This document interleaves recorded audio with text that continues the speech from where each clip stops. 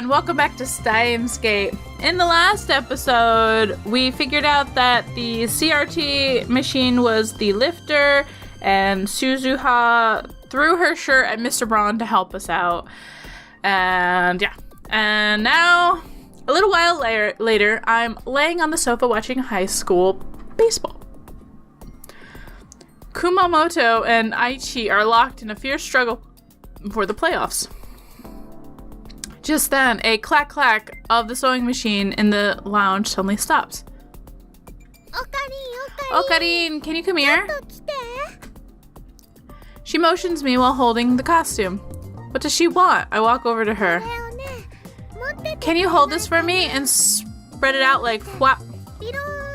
Mayushi, say flap again. Flap. I got a flap. Stop it already, perv. I follow Mayuri's directions and spread the costume out by the sleeves. She inspects it from a few paces away. It's hard to believe given her usual ditziness, but Mayuri is very serious about her art. That's why cosplayers value her costume so highly. The costume I'm holding now is a custom made for Lukaku. I thought Lukaku was against it, but I guess Mayuri managed to persuade her. Okay, thanks. Mayuri looks tired. She's been working all night, but that doesn't dim her brightness of her satisfied smile. Finished. It's done? Yep, I finished before Chris-chan. We were racing. You win, Mayuri. Congratulations. Damn you, assistant. She treats me and Daru like garbage, but Mayuri gets the sisterly touch. Actually, I'm just about finished too. Kurusu connects the two cords she's holding. Done. Celebration is in order.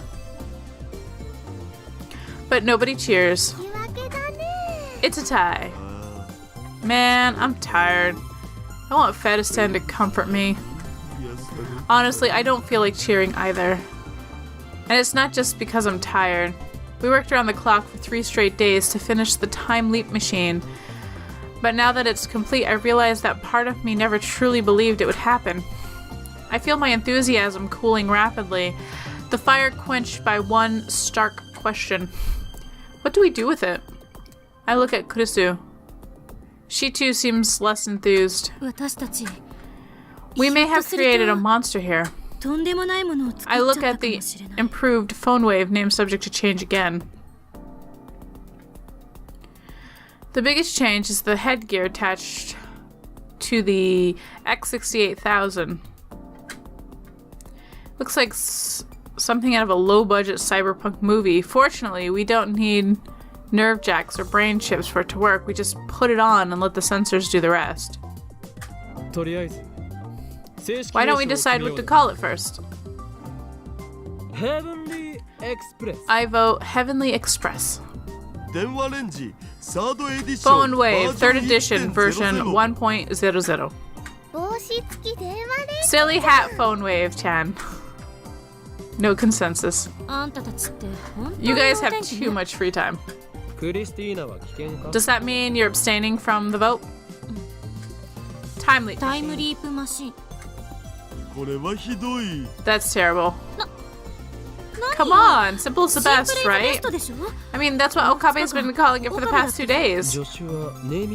Looks like my assistant has zero naming sense. I don't want to hear that from a Chunimbyo head case like you. Oh, so Makiseshi knows where the word Chunimbyo. I sense your otaku level is quite high. I heard it from a friend. I have no idea where it comes from. Ha! Bald-faced lie. She should just confess on being an ad channeler. Kurusu meets my grin with an icy glare. It's up to you, Mayuri. Choose one. Whenever the lab's divided on a name, the right to decide belongs to Mayuri. I think Time Leap Machine is fine. Silly hat phone wave Chan is super close though. Somehow I knew she'd say that. Like I said, simple is best. Mayuri gets it. I want to object, but it's unwritten rule not to complain once Mayuri has made a decision. Very well. Time leap machine it is. Assistant, explain for us all how the time leap machine works. I know the basics, but I want to hear the details. Kurusu nods and stands in front of the whiteboard. In short, the device converts memories to data and sends them to the past. Let's begin with what we know. By a freak coincidence, the phone wave is able to produce ring singularities, much like John Teeter's time machine. Through the ring singularity, we're able to send up to 36 bytes of data to the past. The signal can only be received by phones. While that does limit the range of the effect, it also removes an element of unnecessarity from the equation. Unlike D-mails, memory data is sent in the form of a phone call. So we will be using a phone number, not an email address, to send to the destination. The ring singularity is made naked and stable by a device known as a lifter. In our case, that's a 42-inch CRT downstairs. She explained the basics. Next, she'll explain the modifications she made to the phone wave named Subject Change into a time leap machine. The phone wave now has a headgear attached. The headgear records the nerve impulses on the temporal lobe of the brain, specifically the CA3 region of the hippocampus where memories are stored. Then, using the VR technology, we've encoded the nerve impulse into the electrical signal data. It comes out approximately 3.24 terabytes. 3.24 terabytes is less than I expected. We're talking about the entirety of a person's memory. By the way, we'll set it up so that the data decodes automatically after a certain amount of time. Anybody well-versed in programming can do this. I had Hashida make the code. Anyways, next we send the memory data through the net to the LHC in France. This building has a direct line to Saturn for some reason, so we can transfer data at insanely high speeds. How long does it take to send 3.24 terabytes of data? We have 64 direct lines in parallel, so if we send it in 64 parts, it should upload in about 45 seconds. That's pretty damn fast. Next, we hijack the LHC, create a mini black hole, and use that black hole's supergravity to compress the data into 36 bytes. 3 terabytes is about 3 trillion bytes. Compress that into just 36 bytes. That's one hell of a squeeze. Will the compression take long? It's practically instantaneous, 23 milliseconds or thereabout. We're using a black hole after all. By the way, the compression only holds in the immediate vicinity of the black hole. Once the data leaves that area, it'll begin to decompress on its own. This too takes 23 milliseconds. It has to make it back to the X6800 and into the phone wave within that window. It's only 36 bytes, shouldn't be a problem. Continue, Christina. While the data is being compressed, we use the phone wave to generate a Kerr black hole singularity. When the electron discharge phenomenon occurs, we take the 36 byte of data, patch it in, and send it to the past. This part is just like a D-mail. The data travels to a specific time where it arrives at the recipient's phone. By now, the 36 milliseconds should have passed, so the data will be fully decompressed. Next, the decoding program runs, converting the data back into nerve impulse signals. These signals are discharged from a phone's earpiece at approximately 0.02 amperes, a pretty weak charge. If the recipient has his phone to his ear, they should go straight into his brain. Assuming he answers his phone.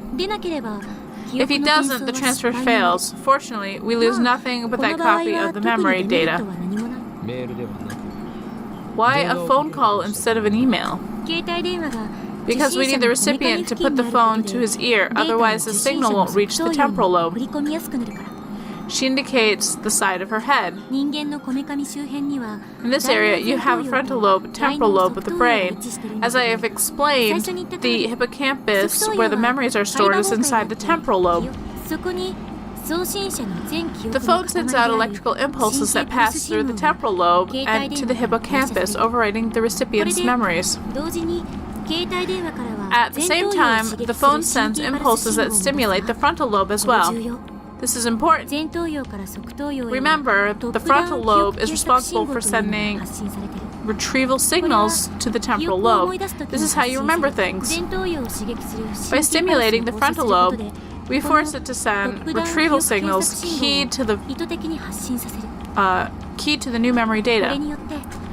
Thus, the recipient recalls all of those memories as if they were his own, which of course they are or will be in the future. This happens in less than a second. Now the recipient has the complete memories of the sender. The time leap is complete.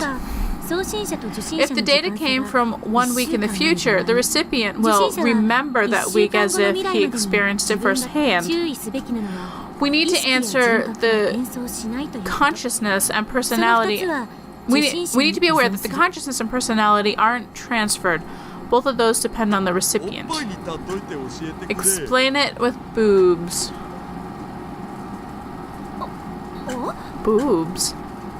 Shrisu dissolves into a blush, stammering mess. Looks like it's up to me to answer Daru's question. Not with boobs, obviously. Let's say we send your memories to you in grade school.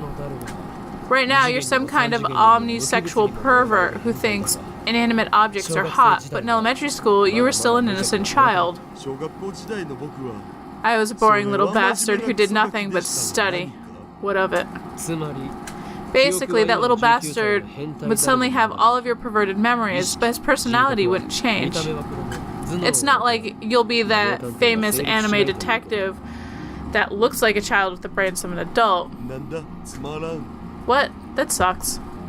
This isn't the time leaping you see in sci-fi novels. We aren't capable of transferring personality and consciousness. Ahem. Since you need the phone wave to receive the signal, you can only send memories to the times you've had one. We also need to make sure that the sender and recipient are the same person. If someone besides the past self, your parents or a friend, for instance, answer the phone, then the nerve impulse signals will be projected into their brain instead. If that happens, your memory could overwrite theirs, which obviously would cause serious damage to their psyche. Kurisu ends her explanation and takes a short breath. The lab falls into silence. I exchange glances with Kurisu and Daru. I look at Mayuri, but her expression is blank. I guess it was too complicated for her. So, I clear my throat. It's time for the million-dollar question. What do we do with it? Do with what? The time leap machine, of course. What do we do with it? For once, my assistant has nothing to say. I already know she fears we've created a monster. Honestly, I feel the same way. After a few moments, Shisu finally speaks. It's too much for us to handle, that's for sure. The safest thing would be to hand it over to the government for professional research. I can tell that she's not pleased to have reached this conclusion. She obviously would prefer to experiment with this technology. After all, it's humanity's first time machine. We've finally taken our first steps towards godhood. I'm sure that the nations of the world would pay billions for just one look at our machine. The possibility that it represents are limitless. It just doesn't feel real. Mayushi doesn't get it. That's because you didn't work on it, Mayushi. Oh, right. What about you, Okabe? And I mean you, not Hoin Kyoma. I agree with Krisu that the time leap machine is dangerous. On the other hand, I want to experiment. I state my honest feelings. Krisu gasps. But there's still questions we need to answer. This is unknown territory, not just for us, but for all of humanity. Who will time leap? I look to each of the lab members in turn. Dado quickly looks away. Mayoda's expression is blank. Krisu stares right back at me. It's hard to choose. I'll pass. Not a single person here wants the honor of being history's first time traveler.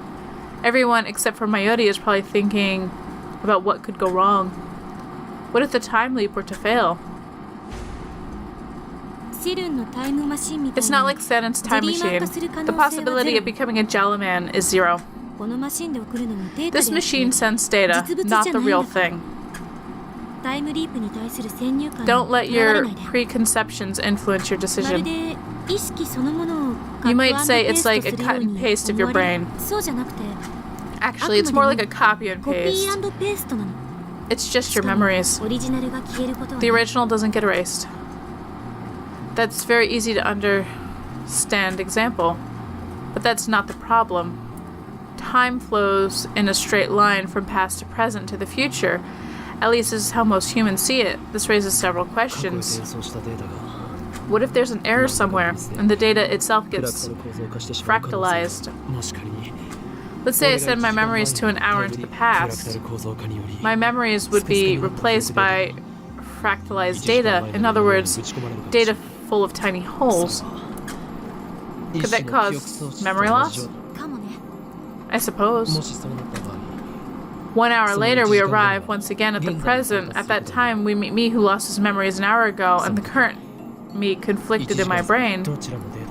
Which data set survives? Logically, the present data should change as soon as you send your memories to the past. The conflicting current me disappears then. So then it's not a copy and paste at all, is it? I don't know. No one's ever experienced time travel before. When we send the D-mail, the world is reconstructed based on the chance that we made to a change we made to the past. I'm the only one who's aware of this, however. We don't know what happens when you time leap. If it's the many worlds interpretation like Teeter said, then the instant you time leap, it creates two possibilities. The one where you shift to another world line, and the one where you travel back in time on the same world line. Of course, there must also be a world line where the current you doesn't disappear. That would likely correspond with the present that we are experiencing right now. But that's only if many world line interpretation holds in the first place. I thought you didn't believe in what Teeter had said. I'm talking hypothetically. Teeter doesn't matter right now. This is the Copenhagen interpretation. Then every possibility state propagates through space as a wave function. When the particular state is observed, the remaining states collapse, and that state is fixed. The precious observation is impossible. The problem is who the observer is in this case. Wouldn't it be a third party, like me or Mayushi? Not necessarily. It might be me, it might be someone else, or it could even be God. To begin with, the Copenhagen interpretation and the many worlds interpretation are both microscale theories used to explain quantum interactions. No one knows whether they can be applied to humans or the world at large. What about my personal experience with reading Steiner? If reading Steiner is the source of power, I think it is, then the world line model is correct. In the end, we arrive at the question of where is the self. This time leap machine only sends memories. That I guarantee. Won't the present be reconstructed at the moment of the transfer? That's what happened with Okarin's reading Steiner, right? That makes sense. Where D-mails are concerned, when we send D-mail, we're obviously interfering in the past events. But time leaping is different. All you do is send your memories to the past, which isn't the same as sending a targeted D-mail. Whether the me who suddenly remembers 1 hour into the future will in fact change the past and something we can't know until it happens. I'm getting confused. It sounds like we're talking about the soul. Isn't that a religious question? Wait, you guys are misunderstanding something. 1 hour isn't enough time for your personality to change. You should be the same person 1 hour ago that you are now. The only difference is that you have an extra hour's worth of memories. How can you be sure? Well, I can't. Nobody's tried it before. This discussion is going nowhere. Personality and consciousness can't be strictly defined, so it's hard to imagine what it might happen. So, which is it? We don't know. We can't argue the theories all we want, but in the end, we can only guess. This experiment may end up shattering the preconceptions scientists and philosophers have held for centuries. We won't know until we try. That's pretty much sums it up. To make matters worse, the subject must be prepared to risk damages to their psyche. Krisu, Daru, and I say no more. We can't solve this problem. This is our limit as scientists. But haven't we accomplished enough already? The time leap machine itself is worthy of a Nobel Prize. We could sell the technology for billions, if we so choose. And if we go public with the time leap machine, we can break Saturn's monopoly on time travel technology. That's enough. It has to be. Hey. Mayuri, who's been observing the discussion with glassy eyes, has opened her mouth to speak. I have an idea. Why don't we make a banana time leap instead? Oh, Mayuri. Bananas don't have brains like people do. Oh, you need a brain, huh? Mayuri never changes. The atmosphere in the room gets a little more relaxed. Let's not experiment. We'll entrust the time leap machine to a suitable research institution, and then we'll announce it to the world. Thanks to the lightening of the mood, I can finally say what was on my mind. Neither Krisu nor Daru objects. And on that note, I am leaving this episode here. Woo! That was another doozy episode with a lot of explaining. And my poor tongue is all twisted. But, I mean, of course it's going to get used. It has to be used. They're not going to introduce this and not use it. It just might not be used for a while. And I believe, like, using the D-mail, it will just alter... It'll alter world lines if they change something they've done. Like, if they don't follow the same set path they did, it's going to then alter the world line. That's what I think, yeah. Anyways, if you're enjoying Steins Gate or want to see more from me, then please subscribe and do all that YouTube shit. And in the next episode, we're going to see what they've done since they've finished the time leap machine. Yeah, so I'll see you then.